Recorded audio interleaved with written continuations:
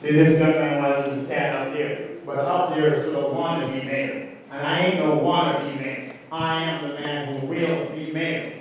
Why? I know the meaning of Toronto. That's our righteous opportunity not to oppress. Poverty oppress. Homelessness oppress. Police abuse, political abuse, that oppress, and violence oppress. Now, the rest of you, I'll deal with you after July. Right now, my message is for the 20 wannabe world leaders.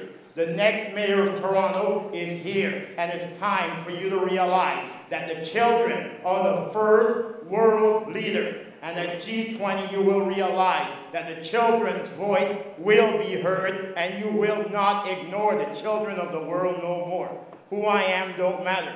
I am the children's voice. And Obama, the next mayor of Toronto, is coming for you and your 20 wannabe world leaders. Everyone have a good night, and God bless you all, and thank you, men.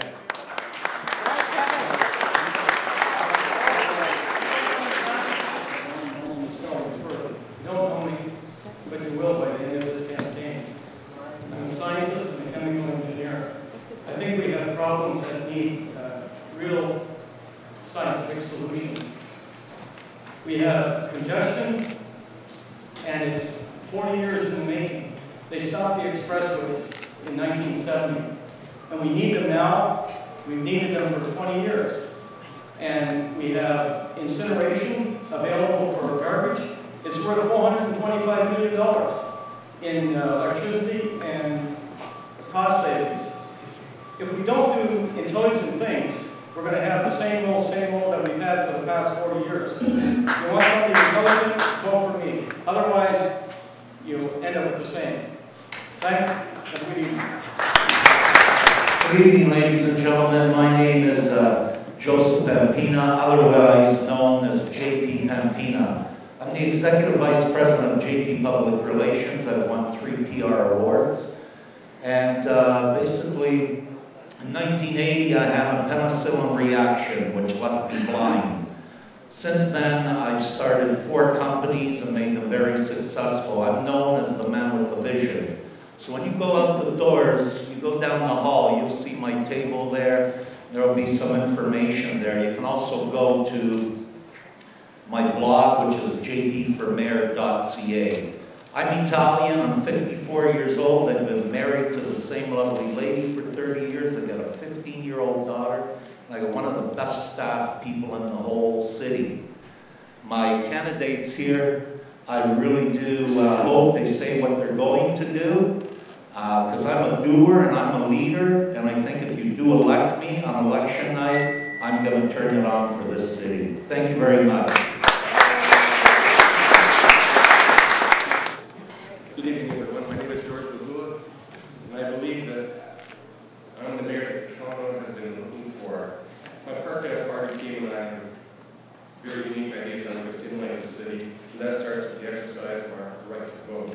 I believe that citizens will come out to vote for people who truly represent them, but this points to a core problem. Too often, those who have a positive impact on the city sit on the sidelines, and others have limelight. My objective is to change that. I believe that even with the good intentions, the great work Better Ballots movement is doing, people won't come out if they're not being represented properly. So in my view, the secret of greater public participation is to encourage quality people currently on the sidelines to step forward and change the status quo. This is why I'm here today and why I'm running for mayor.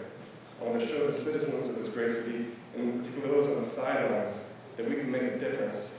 And we can make a difference not by focusing on municipal politics, but on municipal management. My platform is central theme transparency and delivery of all municipal services. Transparency will increase efficiency, and ultimately our municipal civil servants and mayor will regain the trust of the public. Once we have built this, the days of being a bystander are over. I'm not a bystander anymore. I want to be your next mayor. Please check out my entire platform at www.parkdaleparty.com. Thank you. A competently run city does not need to increase taxes every year because it creates funds before it spends them and then lives within its budget.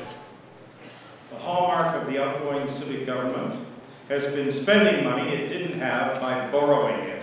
It's called $3 billion deficit financing. In the name of eliminating it, some candidates will give you expensive ideas they have to jack up the deficit. When they raise these issues, they're raising diversions.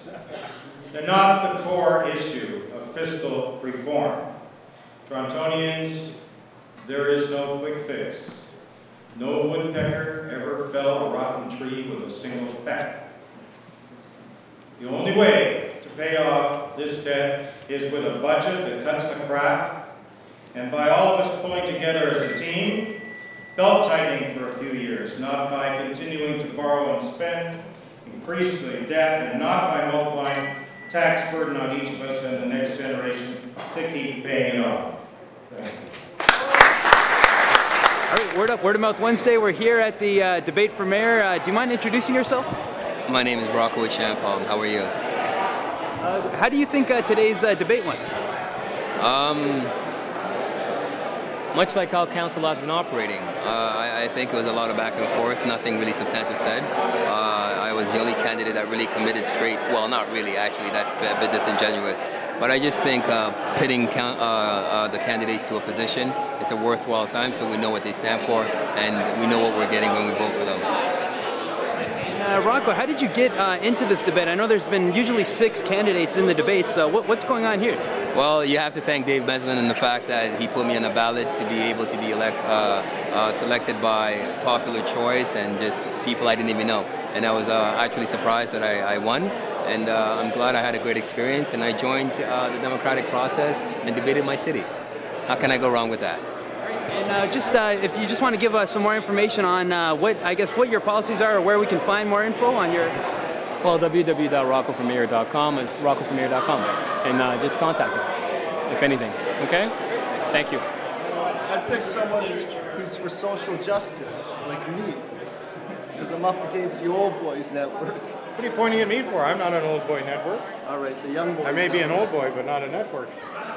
Anyway. Word of Mouth Wednesday, we're here with some candidates for mayor. Do you guys feel like introducing yourselves? I'm Mark State, and I'm, as reported by our really competent reporter, a candidate for mayor. Hi, everybody. Good evening, my name's Sonny Young. I'm also a mayoral candidate. You can find out more information about me at www.sonnyyeung.com, sonnyyoung.com. That's as in sonnyyoung.com. That's correct. My website's markstatetoronto.com. You can find out something about me there if you care to look. Yeah, and we got a lot of info today at the debate. How do you guys think that the debate went today? Well, Sonny wasn't here. He had his own spot on the air somewhere else. But I think it was great, and it wasn't a debate.